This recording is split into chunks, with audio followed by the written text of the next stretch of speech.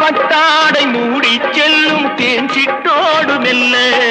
நான் தொட்டாடும் வேளை தோறும் போதை என்ன சொல்ல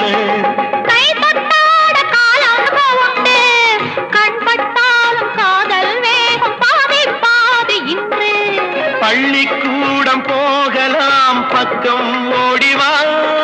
பள்ளிக்கூடம் போகலாம் பக்கம் ஓடிவாம் பக்கம் ஓடிவா எந்த பூவிலும் தேன்துளி உண்டு எடுத்து குடிக்கும்